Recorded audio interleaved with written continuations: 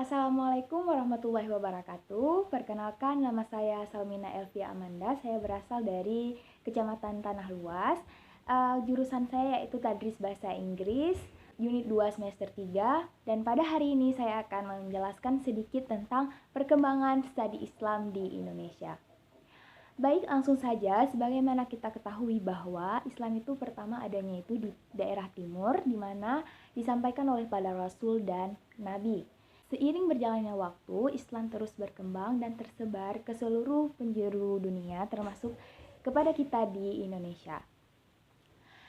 Dan kita ketahui juga bahwasanya pada masa dinasti Abbasiyah, Islam menguasai ilmu pengetahuan, dan itu merupakan masa di mana Islam itu berjaya dengan ilmu pengetahuan, dan di situ pula Islam itu menyebar hampir ke seluruh pelosok dunia. Kemudian pada masa Renaissance itu Islam dalam masalah ilmu pengetahuan sedikit demi sedikit meredup, dan revolusi barat bangkit, dan hingga saat ini orang baratlah yang menguasai ilmu pengetahuan, dan ilmu Islam pun tidak segemilang di masa dinasti Abbasiyah.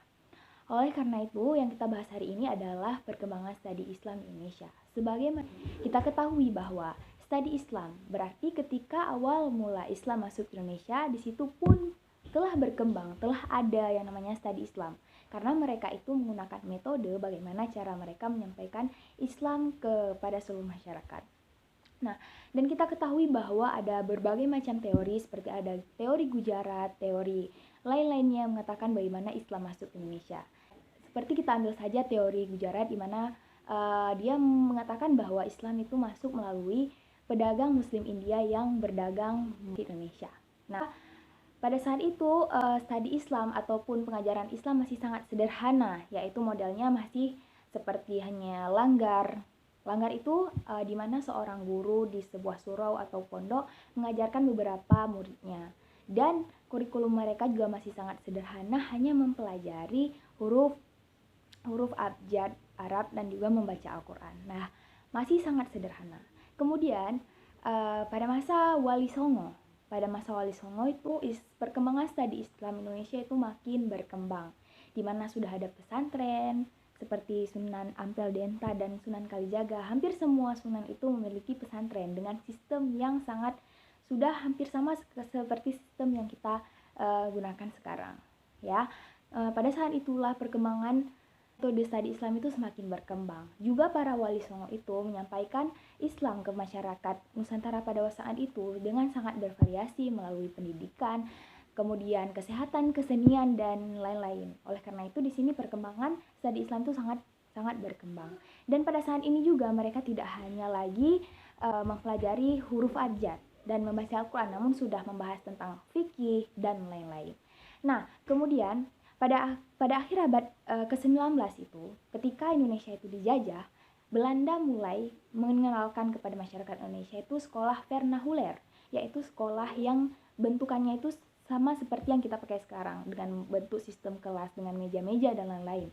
Namun pada saat itu hanyalah mata pelajaran umum yang diajarkan di sekolah vernacular itu.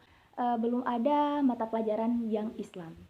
Sehingga pada abad ke-20 di mana sudah ada munculnya Muhammadiyah, Nahdlatul Ulama, dan Jamiatul Khair, organisasi ini mulai membangun madrasah seperti bentukan sekolah vernacular. Namun di dalam sekolah ini mulai diajarkan mata pelajaran Islam seperti Al-Quran, hadis, fikih, dan lain-lain. Jadi awal mulanya di sini, dan sampai sekarang pun kita masih menggunakan bentukan yang seperti ini.